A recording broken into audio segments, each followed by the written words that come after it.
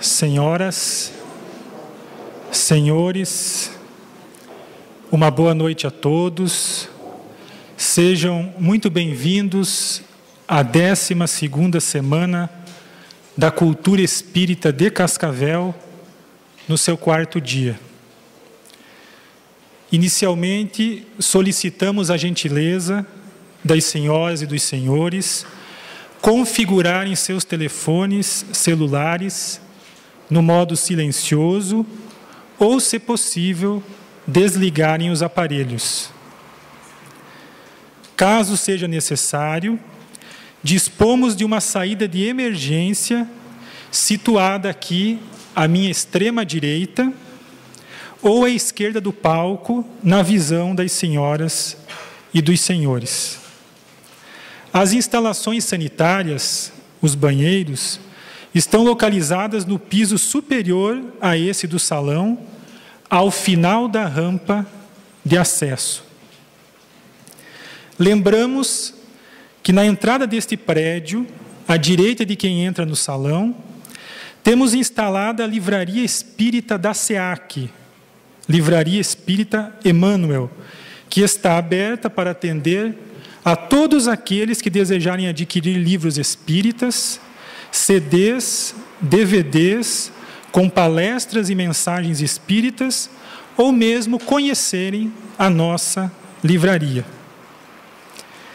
Queremos externar nossa gratidão a algumas pessoas e entidades que estão apoiando a realização deste evento, dentre as quais destacamos a Federação Espírita do Paraná, a FEP, a diretoria da SEAC, Sociedade Espírita Amor e Caridade, pela cessão deste espaço e por tudo mais que fez e vem fazendo para dinamizar o movimento espírita regional. E, finalmente, aos trabalhadores das diversas sociedades espíritas envolvidas, que trabalharam e estão trabalhando com muita alegria e entusiasmo, muitos deles anonimamente.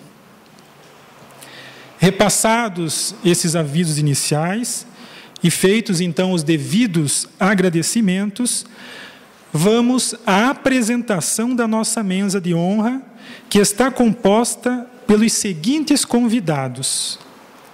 À minha extrema direita, o vice-presidente do Grupo Espírita Irmãos de Boa Vontade, José Eduardo Caminha. Logo depois, o presidente da Sociedade Espírita O Semeador, senhor Paulo Sérgio Vieira. Na sequência, o presidente da Sociedade Espírita A Caminho da Luz, Vlamir Orlando Berti Pereira. E, finalmente, o conferencista da noite, senhor Claudemir Desto. Meu nome é André Luiz Sandri e sou colaborador da 10ª URI, União Regional Espírita, e também desta Sociedade Espírita Amor e Caridade. Convidamos o senhor Paulo Sérgio Vieira, já apresentado, para nos conduzir na prece.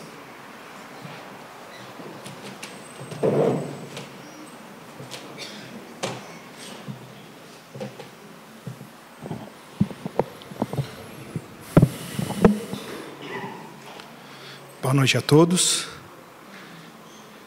Então, nesse instante, vamos elevar o nosso pensamento a Deus, nosso Pai, a Jesus, o nosso Mestre, pedindo as bênçãos dos Espíritos, trabalhadores desta casa, desta causa, trabalhadores que são do bem, do Espiritismo, para que nos possam enviar as suas bênçãos nesta noite, para que possamos, irmanados num pensamento único, levar ao mais alto e levar àqueles que não estiveram aqui hoje as bênçãos que podemos aqui usufruir hoje, desses fluidos santificados, que nos vêm ao coração, que nos vêm à mente, ajudando, para que possamos caminhar sempre em frente na busca da paz, da felicidade, da perfeição, com o aprendizado e o conhecimento da doutrina espírita. Que Deus, então, possa nos abençoar hoje e sempre, que assim seja.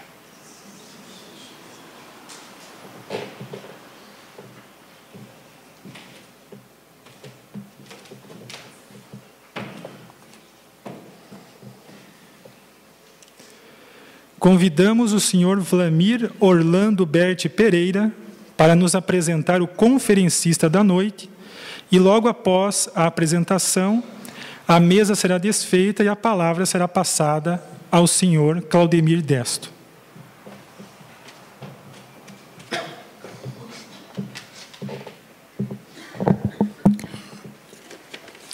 Claudemir Desto tem 53 anos, é natural de Anaurilândia, Mato Grosso do Sul, e reside em Cascavel desde 2002. É casado, pai de 6 filhos, sendo 4 naturais e 2 não biológicos. Aposentou-se em agosto de 2012 como funcionário de carreira da Caixa Econômica Federal, onde trabalhou por 31 anos, sendo que os últimos 17 no cargo de superintendente regional. É graduado em Ciências Contábeis pela Universidade Federal do Mato Grosso. Cursou várias especializações, todas na área de administração.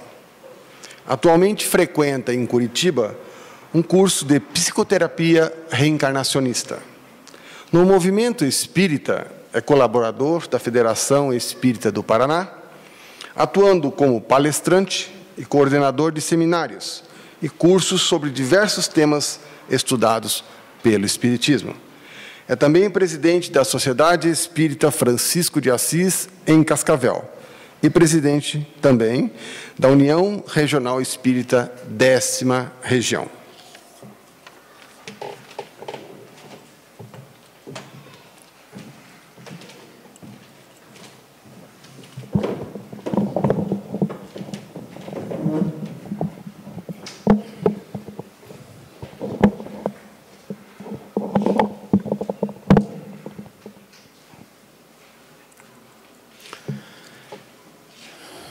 Boa noite a todos. Que Jesus continue nos envolvendo em sua paz.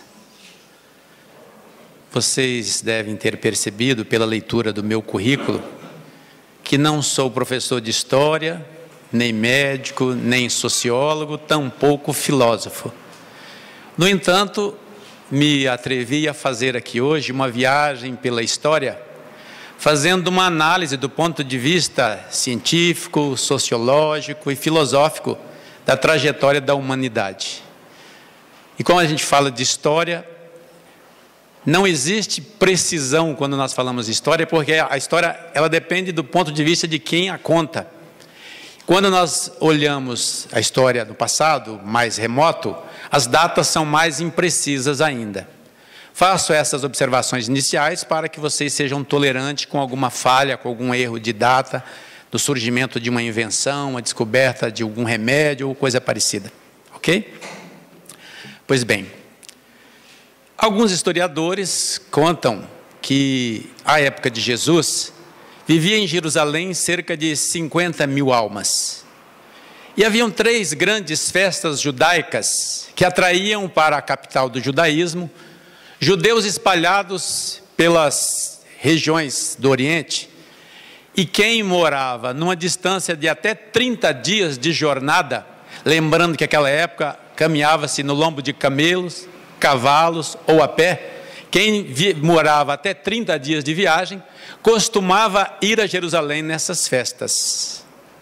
Por isso, nos momentos finais da vida de Jesus, estava em Jerusalém mais de 1 milhão de pessoas. Um historiador, onde pesquisei, fala em 3 milhões. Eu achei que ele exagerou um pouco, estou reduzindo, dividindo por 3, acho que 1 milhão já é gente, muita gente. É natural que a cidade de 50 mil habitantes não comportasse tanta gente. Por isso, as pessoas ficavam hospedadas na casa de parente, nas cidades vizinhas, e muitos deles acampavam em tendas.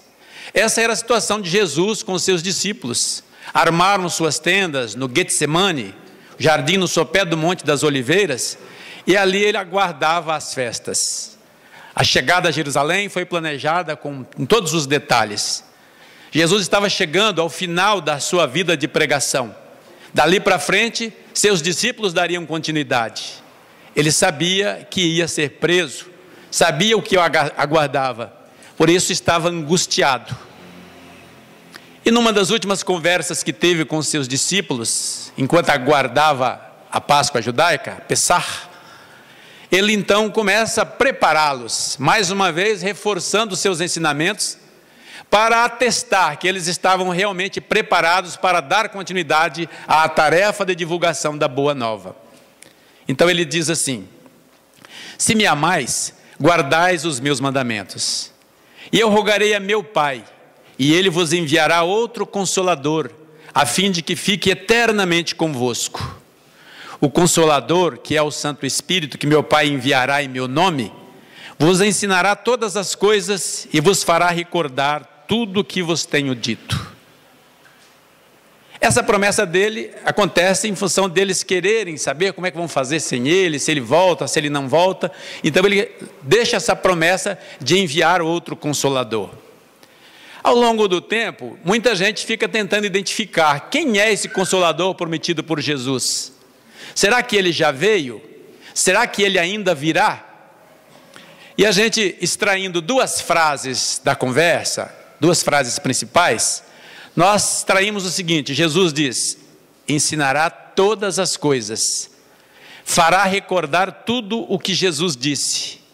Se ele vai ensinar todas as coisas, esse Consolador que ele enviará, significa que nem tudo foi ensinado, significa que alguns ensinamentos de Jesus não foram compreendidos, por isso precisa haver um ensinamento para reforçar. E se vai lembrar, é porque foi esquecido também. Então vejam aí o papel desse Consolador: revelar verdades, para que alguns ensinamentos que estivessem ocultos se tornem esclarecidos. Relembrar ensinamentos, para que as pessoas possam pegar a essência, porque esses ensinamentos certamente podem ter sido distorcidos ou esquecidos. Nós vamos então perceber que quando Allan Kardec, em 1857, lança o Livro dos Espíritos e inicia o seu trabalho de pesquisas, ele identifica claramente o Espiritismo como o Consolador prometido. E lança a edição do livro fabuloso que nós estamos homenageando nessa Semana da Cultura Espírita, o Evangelho segundo o Espiritismo. Esse Evangelho é um resgate de muitas verdades ensinadas pelo Cristo e que ficaram veladas por falta de um conhecimento mais claro, e que a partir do momento que o Espiritismo surge no mundo, trazendo ensinamentos transcendentais, ele traz a chave de decodificação desses ensinamentos. É hora então de nós buscarmos essas verdades, de relembrarmos esses ensinamentos de Jesus. Um dos ensinamentos que Jesus deixou, mas que ficou incompreendido, é o ensinamento da reencarnação, que Allan Kardec, no Evangelho segundo o Espiritismo, analisa no capítulo 4. Eu vou tirar aqui algum trecho do Evangelho, eu não vou fazer uma exegese do texto evangélico, porque só me interessa a citação acerca de reencarnação, para que a nossa palestra caminhe, ok? Nesse trecho de Mateus, capítulo 11, versículos 12 a 14, que eu ainda suprimi alguns trechos, está dito o seguinte: ora, desde o tempo de João Batista até o presente, o reino dos céus é tomado pela violência, e são os violentos que o arrebatam. Se quiserdes compreender o que eu vos digo, ele mesmo é o Elias que há de vir. Só para contextualizar, principalmente Malaquias, falava que um dia viria um libertador do povo judeu, um Messias, mas que antes desse Messias chegar na terra, o profeta Elias, que viveu no século 9 antes de Cristo, retornaria à terra. Então naquela conversa, vejam só que Jesus fala desde o tempo de João Batista. Como desde o tempo de João Batista? João Batista era contemporâneo dele. Nós vimos na palestra de terça-feira que teve discípulos de Jesus que foi discípulo de João Batista também. Que tempo é esse que ele está se referindo então? Ele está se referindo ao século IX a.C., o tempo de Elias, quando Elias viveu. Como são a mesma personagem, daí ele fala, desde o tempo de João Batista. E aí o evangelista fala, se quiserdes compreender o que vos digo, ele mesmo, Elias, João Batista é o Elias que há de vir. Então aqui nós vemos a reencarnação, isso que passou. As pessoas não conseguiam entender porque faltava esse ensinamento. Em outro trecho também muito significativo, que está no capítulo 17, ele fala, é verdade que Elias há de vir e restabelecer todas as coisas, mas eu vos declaro que Elias já veio e eles não o conheceram e o trataram como lhes aprouve. Então seus discípulos compreenderam que fora de João Batista que ele falara. Mais uma vez aqui ele afirma categoricamente que João Batista é o Elias reencarnado. Que informação interessante. Não é dedução, está no texto evangélico que eu estou lendo aqui, né, ipsis literis, como está. Aí a lei de causa e efeito, que também tem uma íntima associação com a reencarnação, ela fica muito clara no evangelho de Jesus, na forma codificada, quando a gente traz a chave do Espiritismo, aí tudo se esclarece. Allan Kardec analisa no capítulo 5º do Evangelho segundo o Espiritismo, quando ele traz alguns trechos do Sermão da Montanha, quando Jesus fala, bem-aventurados os que choram, bem-aventurados os famintos, bem-aventurados os sequiosos de justiça, bem-aventurados os que sofrem perseguição por lutarem pela justiça, e todas as classes de sofredores que existem. Essa passagem aqui é uma daquelas que fica obscura também. Eu não sei os amigos aqui presentes, mas eu não gosto de sofrer. Imagina a pessoa está passando fome e o Nazareno chega e fala, feliz de você que está passando fome, feliz de você que está com sede. A pessoa está sendo injustiçada, o poder opressor de Roma toma todos os seus bens, escraviza seus entes queridos, e feliz é difícil de compreender. Mas quando nós percebemos que existe uma lei de causa e efeito, cada um colhe de acordo com o que semeia, e que essa colheita ela passa de uma vida para outra, com a reencarnação, aí então nós entendemos que Jesus quis dizer, bem-aventurado você que está sofrendo, porque não existe injustiças. Então se você está sofrendo, você fez alguma coisa para merecer esse sofrimento, e agora você está resgatando o seu erro, está ficando quites com a lei, vai ser feliz, bem-aventurado é você. Aí faz sentido, aí então nós entendemos, aí fica claro. E aí que uma coisa interessante é que quando nós analisamos a lei de causa e efeito, tem uma frase que eu ouvi certa feita que acho fantástica, diz que podem ocorrer injustiça, mas não existem injustiçados, ou seja, ninguém sofre sem merecer. Nós vemos uma ação iníqua e sabemos que ela é uma injustiça, mas injustiçado não existe. Essas pessoas que a gente coloca na tela, que são exemplos de sofrimentos acerbos, que parece, né, que uma injustiça, muitas vezes o é. Mas e ela é injustiçada? Não, não existe injustiçado. Porque essas pessoas todas estão em cursa nessa lei de causa e efeito. Elas são devedoras, estão se ajustando com o mecanismo da lei. E aí, onde é que nós buscamos respaldo para essa afirmação? No Evangelho de Mateus, capítulo 5, versículo 29, e no capítulo 8 do Evangelho segundo o Espiritismo, que analisa esse trecho, quando Jesus fala assim, ai do mundo por causa dos escândalos, pois é necessário que venham escândalos, mas ai do homem por quem o escândalo venha. Essa aqui é outro trecho que ficou sem resolução, e que agora a gente compreende. Se nós pensarmos no escândalo como um sofrimento, como uma dor, Jesus fala, ai do mundo, por causa da dor, por causa da miséria, do sofrimento, das injustiças. Mas ele diz, é necessário que venham o sofrimento. Por que é necessário? Porque nós somos criaturas endurecidas, nós nos equivocamos, nós nos deixamos levar pelo egoísmo e cometemos muitos erros. Então, onde há a semeadura de erro, haverá a colheita da dor. Então é necessário que venha o sofrimento, venha a dor.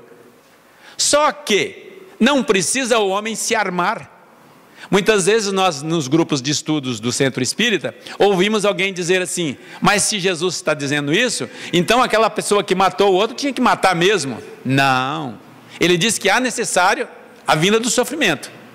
Mas a pessoa pode desenvolver um câncer, uma diabetes, um problema qualquer, uma doença, ela pode sofrer um acidente. É os mecanismos da lei de vida, da vida, funcionando para que ela passe pela experiência dolorosa. Não há necessidade de ninguém armar a sua mão para tirar a vida, para fazer o mal. Por isso que ele diz: ai do homem por quem o escândalo venha, por quem venha o sofrimento. Ou seja, precisamos sofrer, mas aquele que causa o sofrimento em quem precisa sofrer, está se comprometendo perante as leis, num círculo mais ou menos vicioso, porque se a pessoa se vinga, ela começa de novo. Alguém me maltrata, alguém me agride, não existe injustiçado, lembra da frase? Eu estou ali na rua sentado, alguém chega e me dá uma bofetada. Que injustiça, eu não estava fazendo nada. Injustiça. Mas eu sou injustiçado? Não. Se eu passei pela dor, eu precisava passar. Agora ele começou um problema, ele está se comprometendo. Se eu revido, vou atrás da vingança, aí eu estou começando novamente um outro processo kármico, um outro processo de endividamento. Entender isso aqui é muito importante, meus amigos, porque nos remete a uma outra passagem do Evangelho, que está lá em João 14:1, e que Allan Kardec analisou no capítulo 3 da magnífica obra que nós estamos analisando. Quando Jesus diz: há muitas moradas na casa do Pai, que também ficou incompreendida. Que moradas são essas? Tem uma notícia boa para quem ainda não sabe: somos cidadãos do universo. Pensavam que eram cascavelense, paranaense, brasileiros, terráqueos? Não, nós somos cidadãos do universo. Podemos habitar diversos mundos, existem diversos planetas habitados, porque Jesus afirma aí. Agora, essa lei de causa e efeito a que estamos nos referindo e que Jesus deixou muito clara, ela tem um alcance universal, já que nós somos cidadãos do universo e que existem muitas moradas na casa do Pai, existem muitas populações também. Não existem seres humanos, seres espirituais somente na Terra. E aí nós resgatamos a frase novamente: ai do mundo por causa dos escândalos, pois é necessário que venham escândalos, mas ai do homem por quem o escândalo venha. Se nós olharmos próximo do planeta Marte, aqui nós temos Marte, temos aqui a constelação do Cocheiro, um aglomerado de 6 estrelas.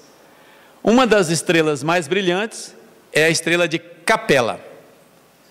Constam nas tradições espirituais que há muitos séculos, um dos mundos vinculados, orbitando ao redor de Capela, atingiu um momento culminante da sua evolução.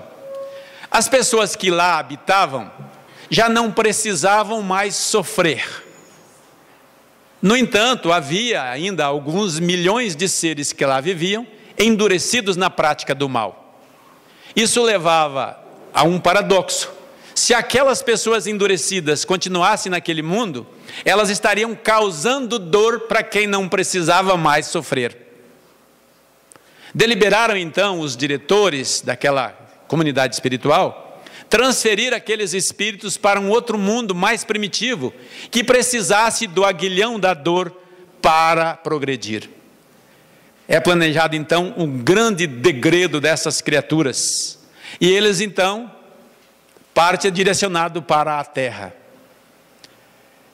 Cerca de 8.000 anos antes de Cristo, essas criaturas começam a chegar à Terra, segundo o Espírito Emmanuel, no livro A Caminho da Luz. Existem hoje diversos registros dessa passagem dos capelinos, vamos chamar assim, essas criaturas, diversas passagens deles pela Terra. E nós vamos mostrar algumas contribuições visíveis dessas criaturas na sua passagem pela Terra. Uma coisa curiosa é que quando nós olhamos a história da humanidade, existem muitos pontos em comum na tradição religiosa e mitológica. Quase todos os povos falam do tal de Lúcifer, aquele anjo decaído, que nada mais é do que um espírito bastante evoluído intelectualmente, mas ainda bastante comprometido moralmente, que foi degradado do sistema de Capela para a terra. Quando essas criaturas para cá vieram, tiveram uma reunião com os prepostos de Jesus e foi incentivado que eles aqui viessem. Explicado que havia dado todas as chances para eles naquele planeta, que eles não aproveitaram, não tinham mais condições de continuar naquele mundo. Viriam para um mundo primitivo e teriam uma grande contribuição para aquele povo que aqui vivia. Eles seriam líderes, eles dariam um impulso para que eles progredissem. E se eles se comportassem direitinho, resgatassem os seus débitos, prestando serviço àquela comunidade terráquea, eles retornariam ao sistema de Capela quando estivessem em condições de lá viver, sem prejudicar o progresso de quem lá vivia já em Capela. E prometem que Jesus virá um dia para levantar o moral, para levá-los de volta e tudo mais. Então, na tradição de diversos povos, nós encontramos as mesmas histórias. É interessante isso, porque eles recebem na forma de sonhos, na forma de intuição, essas lembranças do passado. Nós vamos ver então que os capelinos, eles chegam à Terra reencarnando principalmente na região da Mesopotâmia, ali entre o rio Tigre e Eufrates. Dali eles vão para a Índia, primeira comunidade, e na Índia eles se submetem à população local, criam as castas, os Mahatmas com privilégios, os Rajás. Ao invés daqueles capelinos contribuírem de fato para o progresso daquela região, eles se fecham no seu orgulho, na sua revolta e submetem, escravizam os povos mais simples. Outra comunidade, é interessante lembrar que esses espíritos, eles vão se reunindo por afinidade cultural, linguística, que eles trazem do planeta de onde vieram. Uma parte deles migra para o Egito. Quando eu estou falando aqui, nós estamos falando em séculos, tá, gente? Isso aqui não é nenhum 20 anos, são séculos de experiência. Nós estamos resumindo para mostrar esses movimentos migratórios. Vão para o Egito. Essa comunidade que se instala no Egito são a comunidade de espíritos mais arrependidos, mais espiritualizados. Então, eles instalam a sociedade progressista no Egito.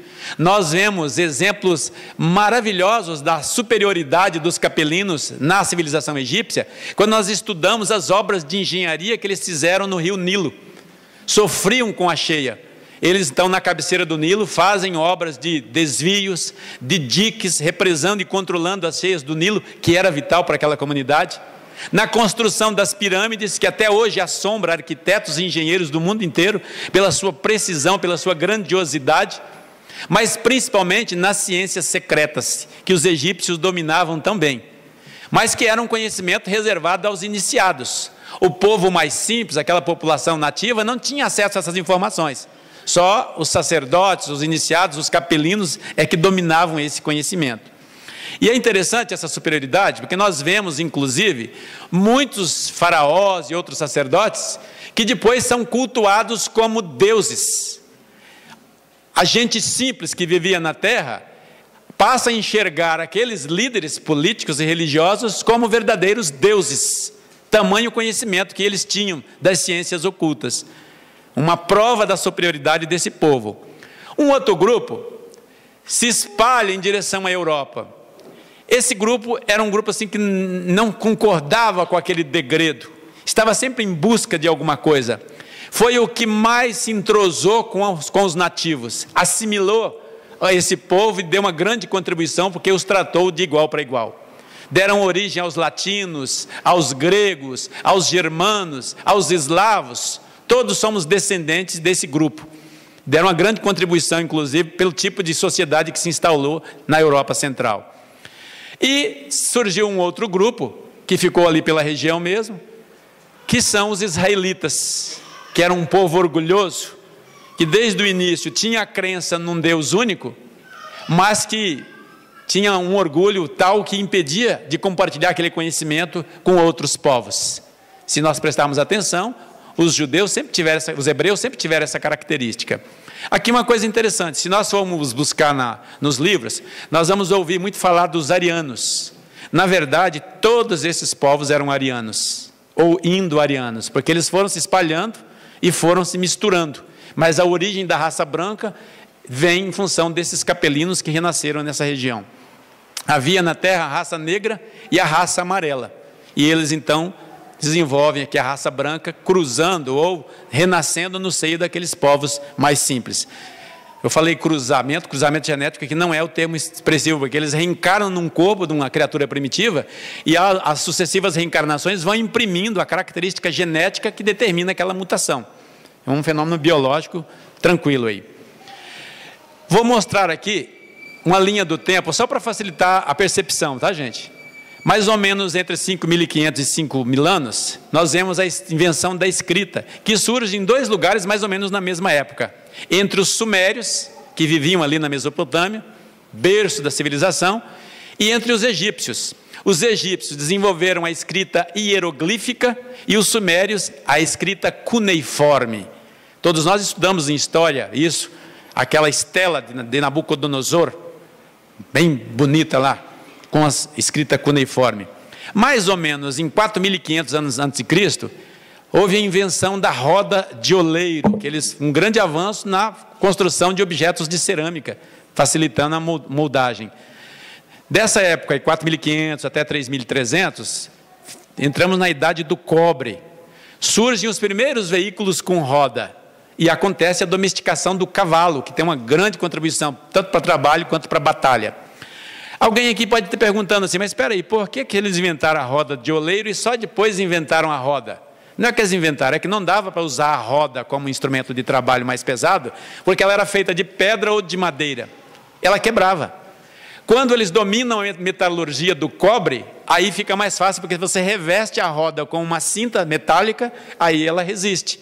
Nós vamos encontrar então registros arqueológicos de veículos com roda, mais ou menos por essa época. A roda surgiu na Mesopotâmia, no nordeste do Cáucaso, que fica ali mais ou menos no sul da Rússia, e na Europa Central. Em 3.300 a 3.200, nós temos a idade do bronze, que é um outro grande avanço na metalurgia, tanto que os historiadores chamam de idade do bronze. É que essa população aprende a misturar o cobre com o estanho, e percebe que aí tem uma liga muito mais resistente, muito mais dúctil, com aplicação em todos os ramos do conhecimento, tanto para construir arados, espadas, lanças, ferramentas em geral, utensílios, e isso dá uma grande contribuição para o desenvolvimento. E é depois disso, então, também que vão surgir as bigas, aquele carro de combate que revoluciona o campo de batalha. Nessas contribuições, nós encontramos a mitologia, que é muito parecida. Eu já falei das pirâmides e das ciências secretas. E aqui tem uma informação muito curiosa, que não tem como a gente fugir dela. Se nós estivermos fazendo uma análise muito superficial, a gente passa direto, mas vou pedir licença para vocês para fazer uma observação. Vejam só, espíritos evoluídos intelectualmente, com muito conhecimento, reencarnam no seio de um povo simples, cheio de crendice, uma sociedade agrária. Essas criaturas têm mediunidade. Mas se eles eram espíritos endurecidos, outro raciocínio lógico. Imaginemos que chegaram alguns milhões de habitantes de Capela para reencarnar na Terra. Não reencarnam em 2, 3 anos. Não tem como. Eles vão ficar no ambiente espiritual da Terra. E ficando no ambiente espiritual da Terra, vão construindo aquela psicosfera do planeta, com influência naquelas criaturas que aqui estão. Então a religião deles era uma religião baseada na mediunidade, e os médiuns, ao ver aqueles espíritos atrasados, esses obsessores, que estavam ali esperando para reencarnar, que eram os exilados de Capela, eles se assustavam, e atribuíam àquelas criaturas o título de divindades. É por isso que existem tantos deuses, e é por isso que esses deuses eram tão sanguinários. Nós, olhando os relatos, encontramos esses deuses ordenando guerras de extermínio. Por quê? Porque quando havia aquelas batalhas, aqueles espíritos atrasados se debruçam sobre o sangue que está correndo para aspirar os eflúvios que emanam os fluidos vitais. Essa informação geralmente as pessoas não analisam, mas é curioso a gente perceber como funciona.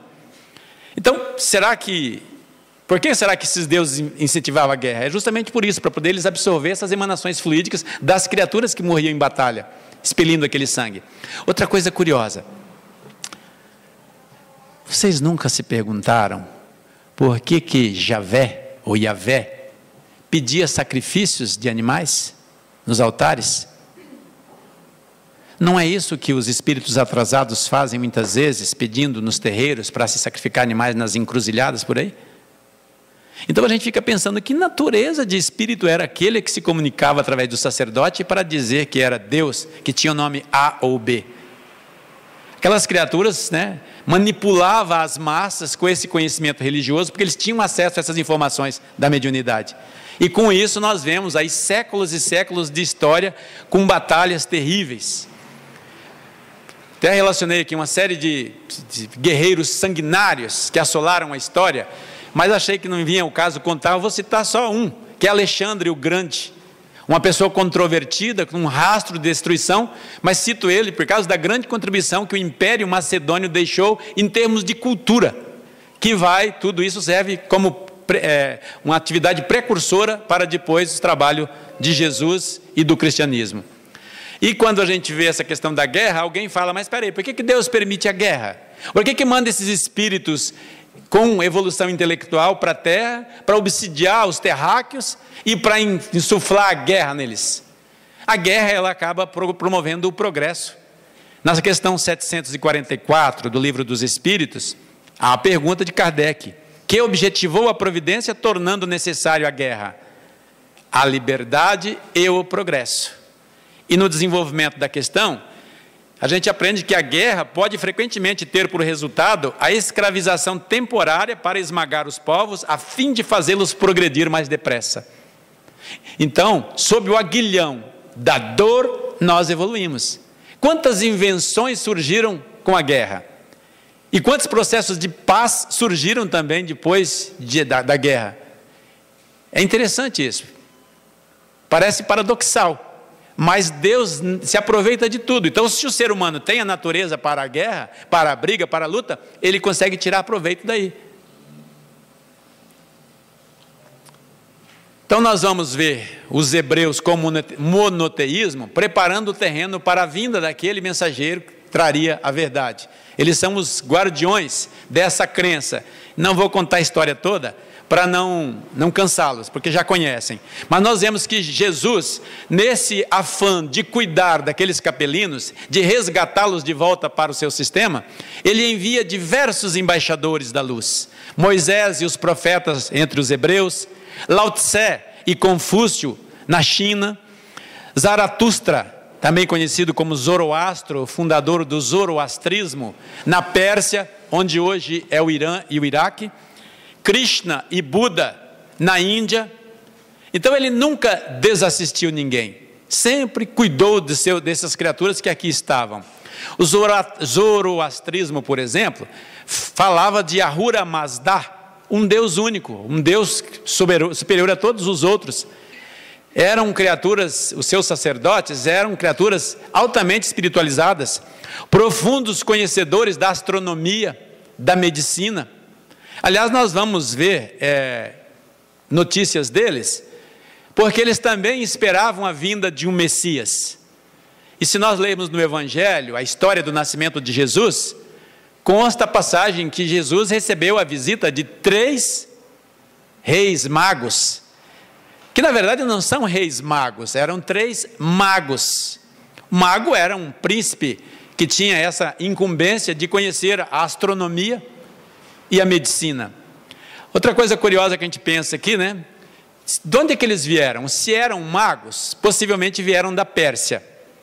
Se eram astrônomos, possivelmente vieram também da Caldeia. Então eram caldeus e ou persas, esses que visitaram Jesus. Mas isso é curiosidade que nós vamos falar numa outra palestra, quem sabe, né? Mas o certo é que eles sabiam que viria um Messias, porque fazendo a interpretação dos astros e as interpretações de mensagens mediúnicas, eles sabiam que viria, e quando nasceu Jesus, eles souberam, nasceu o Salvador. A lenda conta que eles vieram olhando um cometa.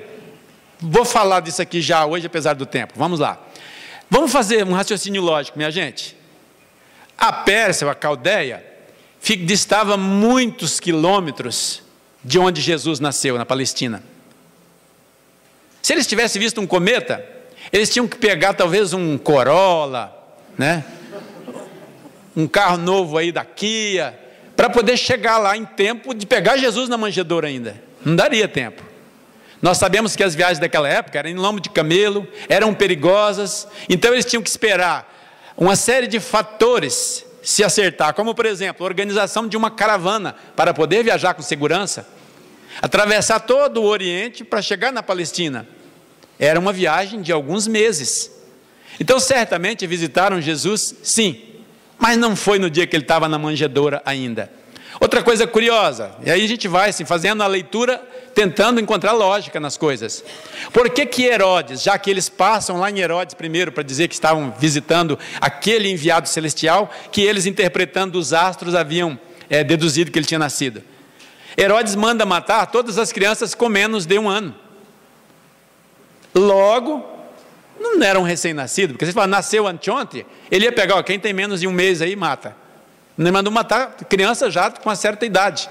Então a gente deduz que eles situaram mais ou menos o acontecimento. Jesus já estava um bebezinho fortinho quando eles chegaram para visitar. São informações interessantes da gente pensar, mas o que eu queria pegar aqui era o fato dessas criaturas terem informação da vinda do Messias, pela via mediúnica, pela via das revelações, pela assistência que os benfeitores espirituais continuaram prestando a essas criaturas.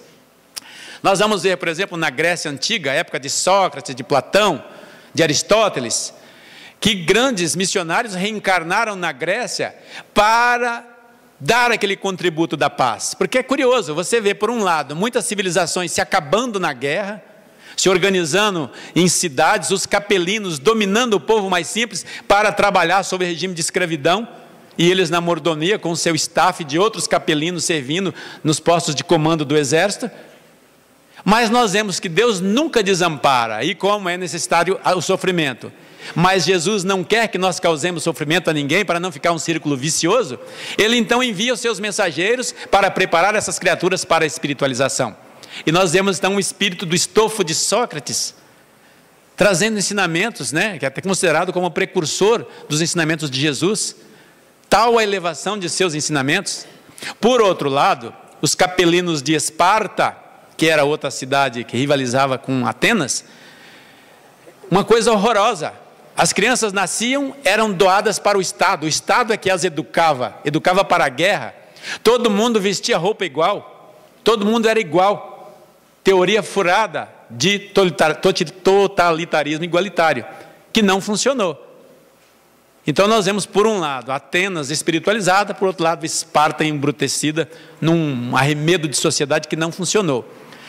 Culminou com a morte de Sócrates, uma criatura tão elevada que quando ele estava preso, aguardando o julgamento, sua esposa vem e diz: Sócrates, os juízos decidiram que vão te matar. Ele falou: qual o problema? Eles também vão morrer um dia. Mas você é inocente. Você queria que eu fosse culpado? Olha a elevação da pessoa. Sabia que a vida continuava. E diz Emmanuel, que essa mancha pela morte de Sócrates pesou no karma da comunidade grega.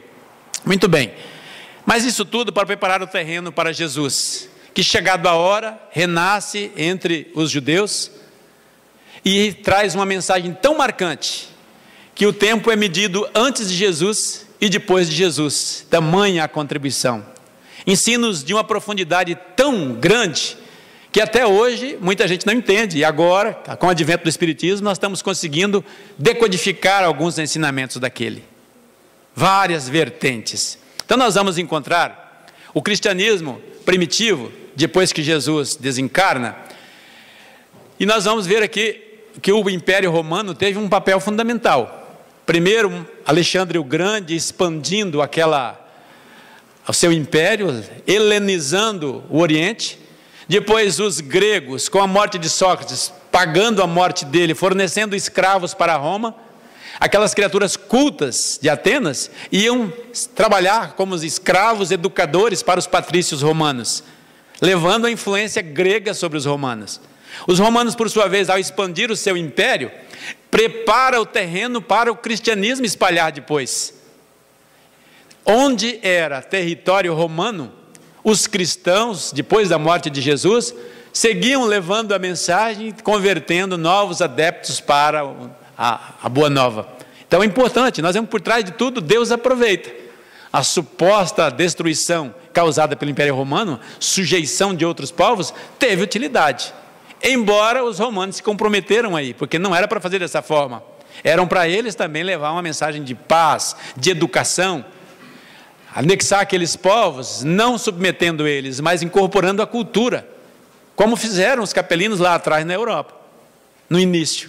Então é interessante a gente perceber que Deus tem um propósito diferente para nós, um propósito de paz, de elevação. Mas todas aquelas lutas do cristianismo nascente, com os sacrifícios de cristãos nos circos de Roma, em outros lugares mais, nós vimos aqui que todos os discípulos, à exceção de João, foram supliciados, né? Muitos morreram na cruz ou decapitados. Em 325 acontece o concílio de Niceia, chamado por Constantino. E nesse momento, então, o cristianismo passa a ser a religião oficial do Estado. E começa aí um período de deturpação da mensagem do Cristo. Nós vamos acelerar um pouco agora, apenas para pular esse período negro da história. Nós vemos que na Idade Média, que vai do século V até o século XV, no final do século V, acaba o Império Romano, chega ao fim do Império Romano. No século VII, bem no iniciozinho do século VII, 600 e pouco, 612, Maomé começa a islamização da Arábia e das regiões adjacentes, surge o islamismo, e aqui Maomé é o outro enviado de Jesus que distorceu, desviou do caminho que teria que ser feito, infelizmente, ele tinha uma contribuição muito importante, não conseguiu cumprir.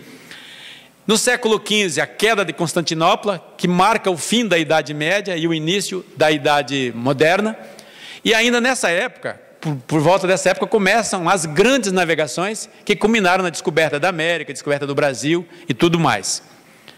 Quero que vocês acompanhem tudo isso, porque nós vamos lá no fim usar essas informações para algumas conclusões muito interessantes que às vezes passam despercebidas do estudioso. Na Idade Moderna acontece a transição do feudalismo para o capitalismo. Para quem não está lembrado, talvez, eu vou pedir licença para dar uma explicadinha. O feudalismo era o seguinte: não havia um governo central, haviam os feudos, os ducados, que eram comandados por um duque, os condados, os baronatos. Ele era chamado de senhor feudal. Tinha o seu castelo, que era a sede administrativa do feudo, e as pessoas trabalhavam para ele num regime de servidão. Quando ele lutava contra outro feudo, os seus servos tinham que empunhar armas e ir guerrear com ele, senão eram punidos com a morte. Um regime de pobreza. O senhor feudal vivia na opulência, tinha direito de vida e morte sobre seus servos. Isso foi um período muito ruim para a história da humanidade, que manteve, principalmente a Europa, num período de atraso muito grande, porque constantes guerras, pestes, destruição, a riqueza não circulava. Aí nós vamos ver que a invenção da prensa móvel por Gutenberg, ela tem um efeito muito interessante para essa evolução. Surge então no século XV a XVIII o capitalismo comercial, com as grandes trocas, com as grandes viagens, as embarcações indo à Índia, as caravanas por terra buscando especiarias e riquezas para comercializar. Foi uma época que diminuiu as guerras na Europa, então começa a desenvolver-se o comércio.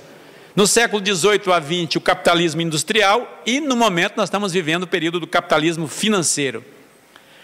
Nessa época surge o iluminismo e os enciclopedistas, pessoas que nós estudamos também na história, como Baruch Spinoza, John Locke, Isaac Newton, Voltaire, Montesquieu, Rousseau e outros grandes pensadores, cujas ideias vão influenciar a gente até hoje.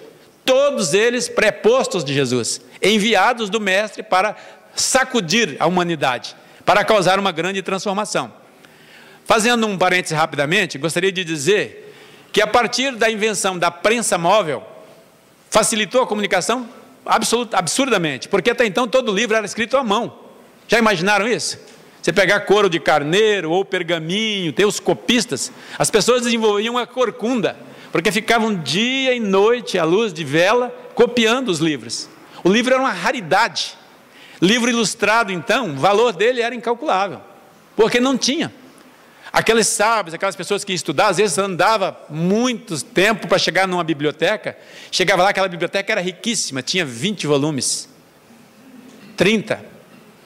mas era maravilhosa, porque era a única maneira que eles tinham de ter acesso ao conhecimento. Quando Gutenberg inventa a prensa móvel, estão lembrados qual foi o primeiro livro que ele imprimiu? A Bíblia, uma versãozinha reduzida da Bíblia. A partir daí, então, a prensa móvel possibilitou a popularização dos livros. Apesar de todo o controle, a gente sabe que quando fala que uma coisa é proibida, daí que ela circula, né? Então, a popularização dos livros, o jornal impresso, que teve uma grande importância para todo esse movimento sociológico e cultural que aconteceu no século XVIII. Depois disso, nós tivemos, né, rádio, TV, internet, redes sociais, que é o que nós estamos vivendo hoje, mas tudo começou lá atrás. O iluminismo, meus amigos, que foi muito beneficiado em função da invenção da prensa móvel, porque as informações circulavam, foi um movimento intelectual e filosófico que defendia o uso da razão contra o antigo regime das trevas e pregava a maior liberdade econômica e política. Promoveu mudanças políticas, econômicas e sociais baseadas nos ideais de liberdade, igualdade e fraternidade. O iluminismo deu origem ao enciclopedismo, que era o quê? Era um movimento filosófico cultural originado do iluminismo, desenvolvido na França, que buscava catalogar todo o conhecimento humano a partir dos novos princípios da razão. Vocês estão achando que essa informação não é relevante? Estou vendo aqui algumas caras. Imaginem, meus amigos, viver num lugar onde você não tem acesso à informação, onde o conhecimento é trancado, porque o conhecimento significa poder. Esses ideólogos do iluminismo queriam tornar a informação, o conhecimento acessível para todo mundo, ensinar as pessoas a lerem e, como nós temos hoje um tal de Google, você digita e já está ali na frente a informação. É possível que a enciclopédia francesa representasse para o povo daquela época o que o Google significa hoje para quem nunca usou um computador, ou para uma pessoa de 60, 70 anos que foi educada de uma forma diferente dos nossos filhos hoje. É fantástico a ideia. Você reunir todo o conhecimento humano num conjunto de livros que foi à disposição do povo. Era tão revolucionário que em 1759 a obra foi incluída no Index Librorum Prohibitorum. Lembra? Aquele catálogo de obras proibidas que a igreja mantinha para que o povo não tivesse acesso à informação. Tão grande a importância dessa obra. Mas essa obra influenciou muita gente.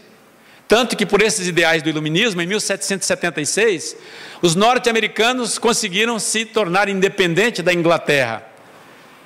Os franceses, que eram os pais da ideia, gostaram. E aí então, 13 anos depois, eles tomam a Bastilha, que era um castelo, uma prisão política. Todo mundo que criticava o rei ou a igreja era trancafiado naquela prisão. A população se revolta, arrebenta as portas, soltam todos os presos e continua a sua onda reformista. Foi um acontecimento tão importante que marcou o fim da Idade Moderna e aí o início da Idade que nós chamamos de contemporânea, que é que nós estamos até hoje. Quais as consequências disso tudo? O Estado se liberta da religião. A ciência se liberta das peias da Inquisição, porque até então o pensamento científico ele ficava travado. Galileu Galilei, para não ser morto, passou a vida inteira dele preso, recluso. Giordano Bruno foi morto na fogueira porque não quis voltar atrás. Então, se você tivesse uma descoberta científica, não dava para propagar, que senão morria.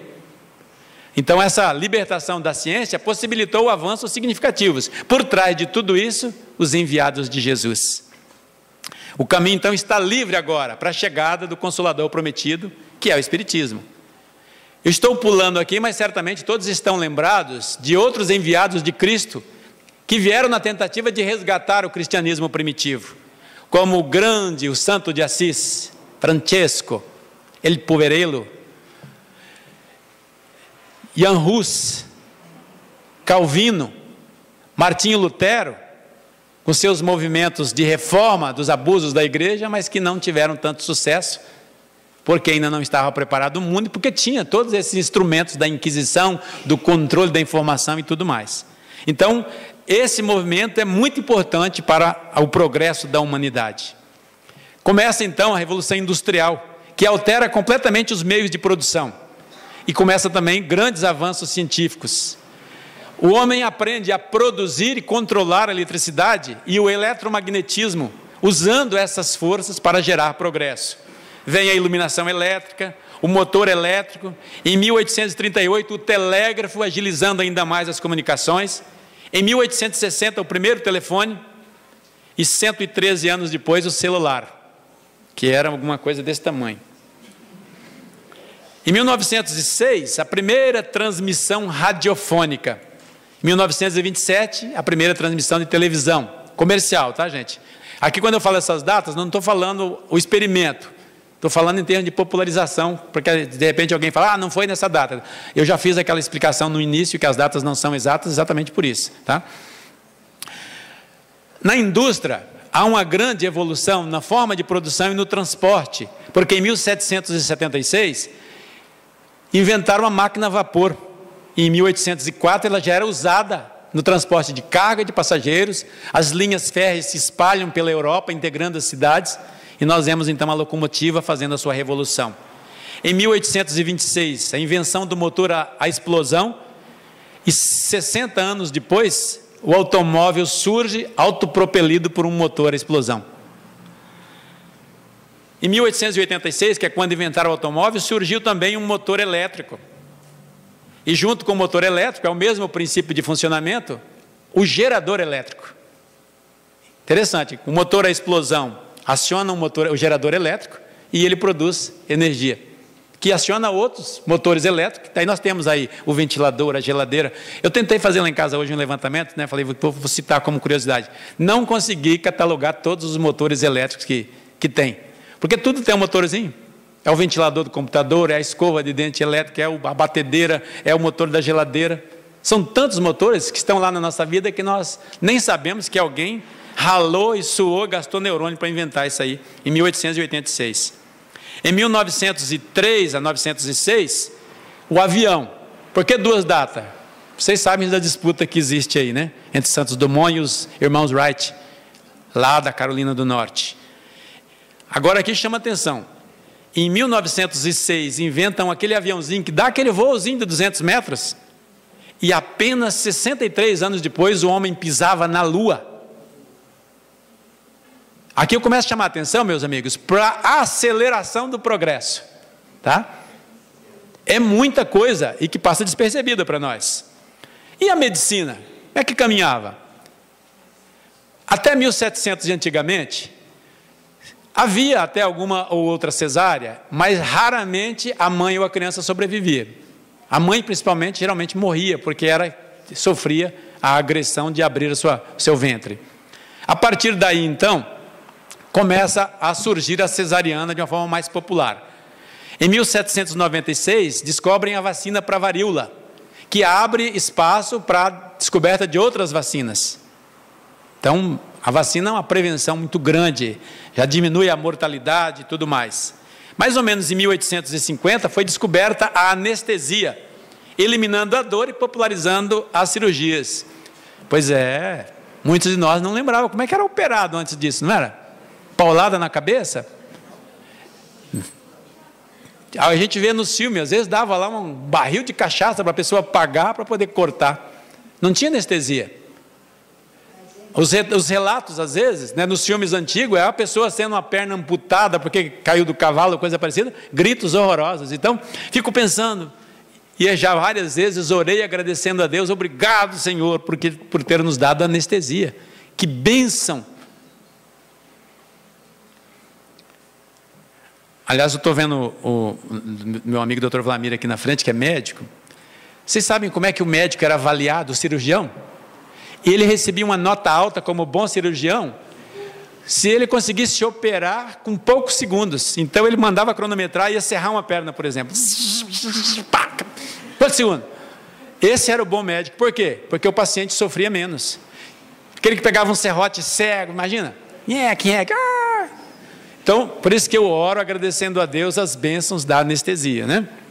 No final do século XIX, houve uma revolução, que foi a descoberta das bactérias. Descobriram que lavando as mãos, um procedimento muito básico, havia uma redução significativa das mortes. Tem um livro fantástico chamado O Século dos Cirurgiões. Ele conta a história da cirurgia da anestesia e tudo mais. Ele fala que havia um fato curioso. Num determinado hospital, nenhuma mulher queria ganhar neném ali. Não era nem cesárea, era parto normal. Por quê? A grande maioria desencarnava no parto. Preferia fazer em casa. Se precisasse ir para o hospital, ela já ficava apavorada porque ia morrer. Mas havia um hospital de umas irmãs que ali não morria, era muito baixo o índice de mortalidade. Foram investigar e descobriram que as irmãs, as freiras, tinham um cuidado especial, elas lavavam muito bem as mãos. E o escritor do livro conta que os médicos tinham um avental de fazer o parto. Então o avental ficava lá. Ele chegava, punha um avental, sem lavar as mãos, sem nada, fazia o parto, depois tirava o avental e pendurava. O outro médico chegava e pegava o mesmo avental. Vai sobrar alguém depois disso? Mas não sobra mesmo. É por isso que essa descoberta da asepsia, ela é revolucionária, porque acaba com esse problema. O aparelho de medir pressão, 1896, novo esse aparelhinho, tá vendo? Em 1914, com a Primeira Guerra Mundial, a cirurgia plástica se desenvolveu muito, porque principalmente a plástica restauradora. Aqueles mutilados de guerra eram uma matéria-prima excepcional para os médicos praticarem. E agora nós já tínhamos a anestesia. Em 1922, descobriu-se a insulina. Em 1928, a penicilina, tratando as infecções, uma bênção também. A partir daí começa a saga dos antibióticos. Em 1952, surgem os primeiros medicamentos para tratar a hipertensão. Se eu perguntar para os mais antigos aqui, eles vão lembrar que às vezes o nosso pai falava assim, fulano morreu. Morreu de quê? Morreu de repente. Vocês lembram dessa história? Alguém já ouviu falar que alguém morreu de repente? Por que ele morreu de repente? Porque ele teve um infarto fulminante, porque não sabia nem que tinha pressão alta. E aí então nós vamos ver que os primeiros medicamentos para hipertensão, em 1952, 8 anos antes de eu nascer, portanto, né, revoluciona também o tratamento da hipertensão. Porque lá no finalzinho do século passado eles já haviam inventado o aparelho de medir pressão, mas não sabia como, não tinha muito conhecimento para tratar a hipertensão. Em 1967, ocorre o primeiro transplante de coração pelo Dr. Christian Barnard na África do Sul. Lembra dessa história? Famoso. Olha que maravilha, gente. Há pouco tempo, abrindo porta para inúmeros outros transplantes. Ou seja, estamos morrendo menos. Em 1978, outra grande conquista. As mulheres inférteis conseguem sucesso na gravidez, agora com a experiência da Louise Brown. Foi o primeiro bebê de proveta. Fecundação na proveta, no vidro de laboratório, e depois a implantação na mãe. Na cidade de Bristol, na Inglaterra. E os exames? A laparoscopia, que é aquele instrumento que a gente faz o exame, no início ele era difícil, porque o médico tinha que ter um instrumento óptico para olhar ali. Hoje, está tão moderno, em 1877, tem registro de laparoscópio um pouco antes, mas muito rudimentar, então eu preferi essa data aqui. Hoje, com os instrumentos ópticos modernos, com os computadores, o médico não só olha dentro do corpo da pessoa, como ele faz a cirurgia, inclusive, com um mínimo de agressão. 3 furinhos, está vendo, olhando na tela aqui, com a pinça, vai lá, pega, tira. Quem já fez aqui, tirou o cálculo da vesícula, por exemplo, né? Sabe que o médico hoje consegue fazer sem cortar. A radiografia, em 1888, e aí o uso do raio-x, depois de outras substâncias para a radioterapia no tratamento de câncer, começou em 1895. Em 1971, mais recente, a tomografia computadorizada e quase na mesma época a ressonância magnética, que são exames de precisão, praticamente fatia o cidadão milímetro por milímetro, possibilitando ao médico enxergar dentro de nós sem cortar nada. Um exame indolor, rápido e hoje muito barato, graças a Deus, se nós considerarmos a complexidade. Os exames laboratoriais, não é? Você vai no médico, ele faz um pedido, você chega lá e ele olha, ó, você está com problema no rim, está com problema nisso, problema naquilo, porque aumentou a creatinina, está não sei o que e tal. Ó, você deve estar com a próstata atacada, porque o seu PSA está elevado, sem cortar nada, só olhando os sinais. Olha quanto avanço, meus amigos, que maravilha. E mais recente nós tivemos o projeto Genoma Humano, que em 2003 concluiu a sequenciação do DNA do ser humano. Isso abre espaço para a engenharia genética, com a transgenia, a produção de alimentos geneticamente modificados, a produção de órgãos para transplante, com as experiências de célula-tronco, e muitas outras invenções maravilhosas que abrem as portas por isso. O câncer hoje já tem um índice de mortalidade pequena. Parkinson, que é um mal que incomoda muita gente, está num tratamento avançadíssimo. Eles colocam um aparelho, implantam um eletrodo na cabeça da pessoa, ele dá uma descarga e a pessoa consegue se regular, ter uma vida relativamente saudável. Quem tiver curiosidade pode entrar na internet, tem um caso de um vídeo em que a pessoa, ela está com o aparelho normal, de repente tira, começa. Então, é uma bênção esse desenvolvimento. A cegueira, que era outro mal que afligia. As pesquisas médicas hoje permitem implantar aparelhos ópticos e a pessoa recuperar a visão artificialmente. Transplante de membros, olha que coisa maravilhosa. Plástica reconstrutiva avançadíssima. O tratamento da AIDS bastante controlado. Então, por que nós estamos mostrando isso? Jesus não falou que é necessário haver o sofrimento? Mas está acabando o sofrimento, vamos resolvendo todas as doenças. E eu estou fazendo questão de mostrar a data só para que os amigos aqui presentes vejam a aceleração dessas descobertas nos últimos anos. Como cada vez mais nós estamos dominando esses processos. Mas vamos falar do lado sociológico também, né?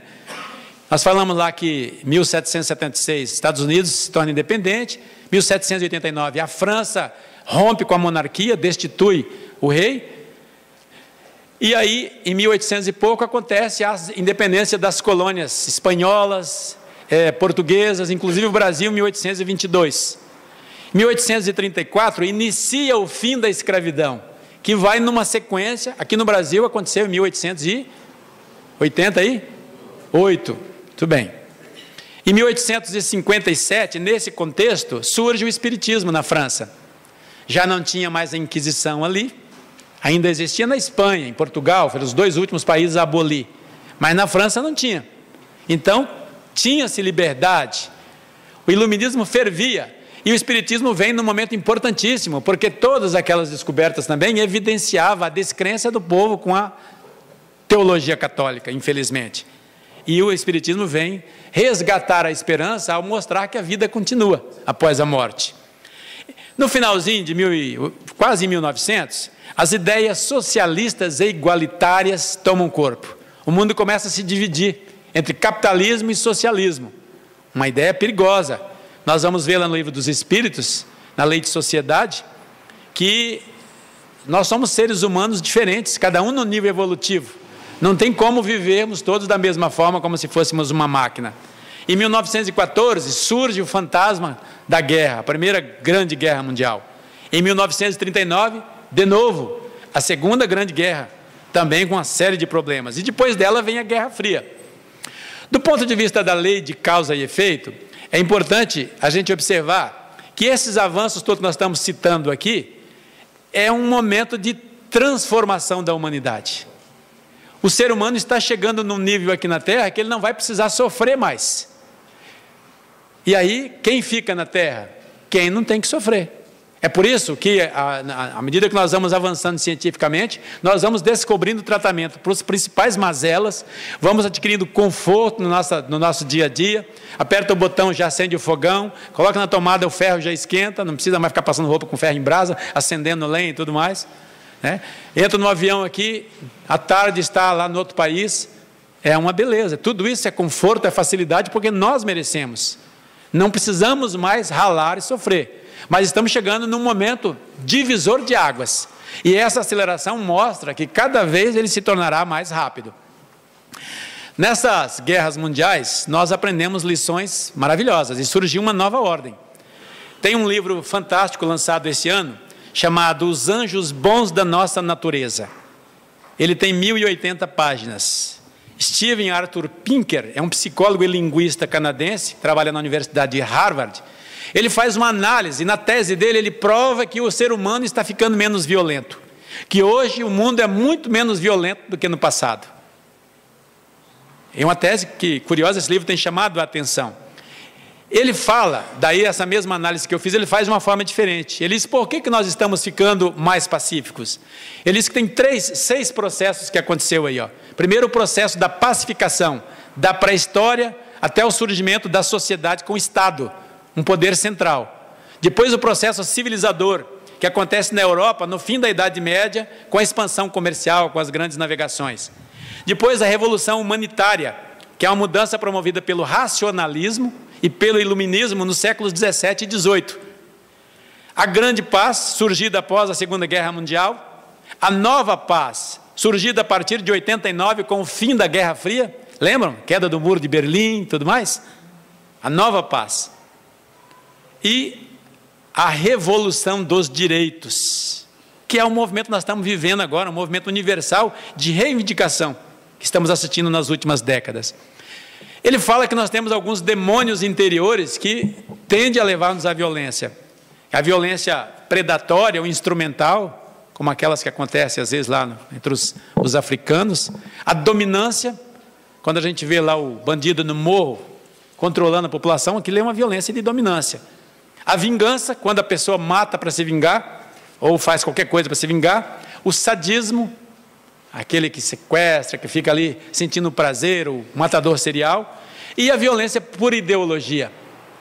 De vez em quando nós vemos aí católicos e protestantes se pegando na Irlanda. Ideologia. Mas nós temos os anjos bons, e esses é que estão nos tornando pessoas mais pacíficas, mais brandas, que é a empatia, o autocontrole, o senso moral e a razão.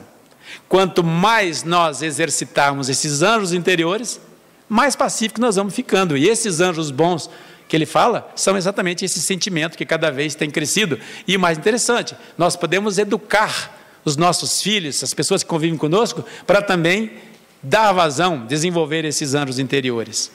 Mas nós estamos chegando ao final, eu queria chamar a atenção, para onde que vai a medicina?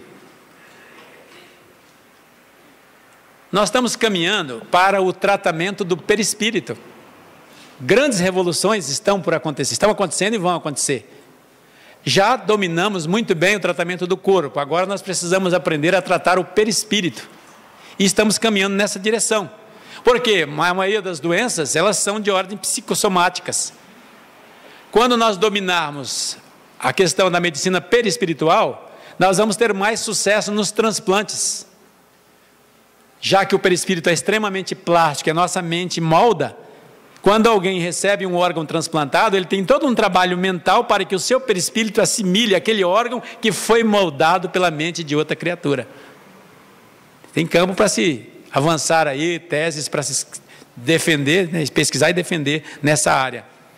Nós estamos vendo aí muita gente tratando com florais, a psicologia junguiana, maravilhosa, que fica arranhando no inconsciente coletivo sem saber que existe reencarnação.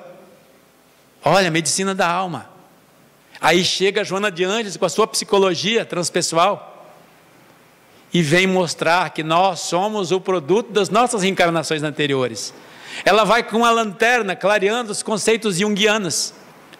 E nós vamos aprender então que o inconsciente coletivo, tão bem explicado por Jung, mas bateu na trave, é na verdade o inconsciente das nossas reencarnações anteriores que está arquivado ali. Por isso se manifestam os arquétipos e tudo mais, os nossos complexos, as nossas sombras e tudo mais. Surge aí a psicoterapia reencarnacionista, que é um conhecimento novo, começou a ser difundido em 1996, em 2004 surgiu a Associação Brasileira de Psicoterapia Reencarnacionista, a microfisioterapia, uma ciência nova. Tem uma amiga que é terapeuta, microfisioterapeuta, e ela fala assim, eu consigo acessar até 4 gerações. Ela fala, os estudiosos chamam isso aqui de, não sabe o que é reencarnação, fala que é geração. Mas à medida que ela vai me contando, a gente vai identificando, na verdade, reencarnações anteriores que a pessoa consegue acessar com a microfisioterapia. E outras terapias aí que trabalham na alma da pessoa, no perispírito. Tudo surgido nos últimos tempos, nessa linha de aceleração que nós estamos falando para as transformações. Isso está claro no livro Nos Domínios da Mediunidade, cuja capa mostramos na tela, publicado em 1954, o espírito Aulus diz lá, Aproxima-se o homem terreno da era do Espírito, sob a luz da religião cósmica, do amor e da sabedoria, e de certo precisa de cooperação a fim de que se lhe habilite o entendimento. Olha que maravilhoso! Religião cósmica do amor e sabedoria. Não tem mais rótulo, não tem mais catolicismo, protestantismo, islamismo, budismo, espiritismo. É a religião do amor. Cósmica, não é só na Terra. Vamos nos irmanando com as criaturas de outros mundos. 1954. Em 2012, através da psicografia de Divaldo Franco, o espírito Manuel Filomeno de Miranda traz essa revelação maravilhosa no livro Amanhecer de uma Nova Era. Ele fala que um momento é de transição e informa que espíritos do sistema de Alcione estão reencarnando na Terra para acelerar essas mudanças. Ele descreve algumas reuniões que eles fazem, o tipo físico, intelectual dessas criaturas que estão reencarnando, e ele diz mais: eles vão revolucionar na área do direito, na área da medicina, na área do comércio, da administração pública. Milhares deles reencarnando no mundo inteiro, emissários divinos. Eu acho curioso, porque quando a gente fala que um Einstein é um missionário divino, um Gandhi é um missionário divino, né? Um Carl Gustav Jung é um missionário divino, as pessoas acham que missionário divino é só aquele que tem alguma ligação religiosa. Esquece que todas essas ciências são de Deus, são instrumentos que a divindade coloca para o nosso bem-estar, para o nosso progresso. E aqui ele fala que esses espíritos estão reencarnando, então, em diversas áreas do conhecimento, para dar esse upgrade, para dar essa melhoria, implantar a melhoria. No livro... Apertei errado aqui. Uma coisa, quando a gente fala que vai haver transformações, a Terra está passando por um momento de depuração, não há mais condições daqueles espíritos causadores de dor permanecer na Terra. Aí as pessoas logo perguntam: mas escuta, vai haver calamidades, catástrofes para desencarnar essas pessoas em massas? Em massa? Não. Os espíritos informam que a população da Terra é de mais de 20 bilhões de almas. Nós temos cerca de 6 milhões reencarnadas. E tem muita gente sofrendo aí no mundo espiritual. Se fosse hoje fazer um degredo, você pegava esses espíritos que já estão desencarnados e vão levando. Agora, uma experiência como esse tufão que assolou as Filipinas essa semana, aquele tsunami terrível, que foi objeto inclusive de um livro, também do Manuel Filomeno de Miranda, não é que ali eles estão fazendo um expurgo, desencarnando muita gente para levar embora. Ele não precisa disso, tem muitos espíritos aí pronto para ir. Na psicosfera da Terra, aliás, né, como o homem é produto do meio, acredito eu que se fizesse um limpa, tirando muitos obsessores da Terra, muitos de nós melhoraríamos. Mas como tem a lei de afinidade de causa e efeito também, essas calamidades que acontecem, elas na verdade trazem uma reflexão. Elas levam o homem a pensar na transitoriedade da vida e na desvalia das coisas materiais que a gente se apega tanto. Leva a gente a pensar que somos seres imortais, que tem que ter a ver alguma coisa a mais. Não é um processo de desencarnar para levar embora, é um processo de desencarnar para levar as pessoas a refletir pela dor. Não tem nada demais. E vem uma revelação maravilhosa, que também ficou incompreendida na época de Jesus. Bem-aventurados os que são brandos e pacíficos, porque herdarão a terra. É a coroação disso, tudo que nós estamos falando. Quem vai ficar na terra um mundo melhor, quando aqui já não tiver mais tantas doenças, tantas dores? Os mansos, os pacíficos, porque eles não causarão dor em ninguém. É eles que herdarão. É a promessa de Jesus que agora faz sentido. Não era aquele reino michuruca de Israel, não é isso. Não está falando só para os judeus, ele está falando para os terráqueos, porque nós somos cidadãos do universo. E a religião que surge é a religião cósmica. No livro Obreiros da Vida Eterna, em 1946, o assistente Barcelos, conversando com o André Luiz, ele diz assim, ó: precisamos divulgar no mundo o conceito moralizador da personalidade congênita. O que é isso? Quando nós desencarnamos e nos preparamos novamente para uma outra reencarnação, os espíritos nos preparam. Eles nos colocam num estado de consciência alterado e levam a gente a ver numa tela, geralmente, todas as nossas reencarnações anteriores. Então nós fazemos uma avaliação dos pontos que precisamos melhorar.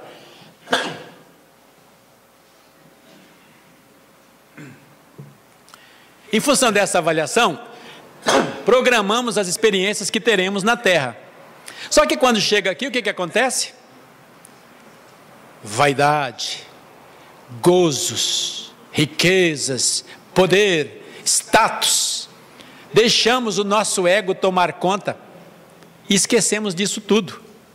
Então ele fala que quando a gente consegue estudar, começa a estudar essa questão da personalidade congênita, nós vamos analisar-nos não como uma criatura que foi feita para uma vida só, mas nós somos o produto de todas essas vidas. Por isso a nossa personalidade vem de outras vidas anteriores. A proposta da psicoterapia reencarnacionista é justamente levar o cidadão a analisar a sua personalidade para perceber o que ele precisa fazer aqui na Terra, resgatar o seu programa reencarnatório para não errar, para não se iludir. É por isso que ele fala que a gente precisa resgatar, divulgar esse conceito. É por isso que eu falo para vocês que surgiu lá em 1996, no Rio Grande do Sul, por um médico, e hoje já tem uma associação brasileira, estão difundindo, aí, fazendo cursos no Brasil inteiro. Eu, como sou curioso, estou cursando para aprender, para ver do que se trata, né? E quem sabe ajudar de alguma forma. Então tudo isso, meus amigos, é a preparação nossa para aproveitar esse momento que nós estamos tendo. Talvez alguns de nós estejam na Terra pela última vez. A pergunta que nós temos que fazer é a seguinte: será que eu sou herdeiro da Terra? Ou será que eu estou na lista de degredo? Não vai acontecer amanhã, lógico. Nós estamos no amanhecer de uma nova era, mas estamos na madrugada ainda. Até amanhecer vai levar um certo tempo. Mas todas essas acelerações mostram que a espiritualidade está atenta e atuando para que a gente acelere cada vez mais e implante esse reino de amor muito breve. Por isso que nós, nesse momento, resgatamos essa passagem do Evangelho de Marcos, capítulo 10, versículo 50, quando ele diz, na verdade ele está falando do cego de Jericó. O cego estava lá sentado, ele ouve aquela balbúrdia, Jesus se aproximando, o povo todo falando, e ele, lançando de si sua capa, levantou-se e foi tateando, apalpando, perguntando, chegou até Jesus. E lá Jesus fala: que queres que eu faça? Que eu veja, Senhor. E Jesus então o cura. Essa passagem é simbólica, porque na verdade nós temos as capas, a capa da vítima, a capa da prepotência, a capa da reclamação, a capa da preguiça, a capa da vaidade, a capa do orgulho. Botamos todas essas capas. Se nós formos inteligentes como esse cego de Jericó, nós vamos tirar essas capas e vamos chegar na frente de Jesus e: eis-me aqui, Senhor, me ajude, me liberte. E Ele vai estender a mão e vai nos libertar. Na verdade, Ele já nos libertou, porque Ele disse: eu sou a verdade. Ninguém vai ao Pai senão por mim, eu sou o caminho, eu sou a vida. Por que nós estamos insistindo então com as coisas passageiras e transitórias da terra, se nós somos seres imortais, herdeiros da nossa própria história? Sabemos que estão acontecendo essas transformações, já sofremos, já apanhamos tanto, e sabemos que só através do amor nós vamos ser felizes. Quando é que nós vamos ter coragem de tirar essas capas todas, olhar Jesus nos olhos e dizer: Senhor, eu estou pronto, eu quero herdar a terra. Muito obrigado.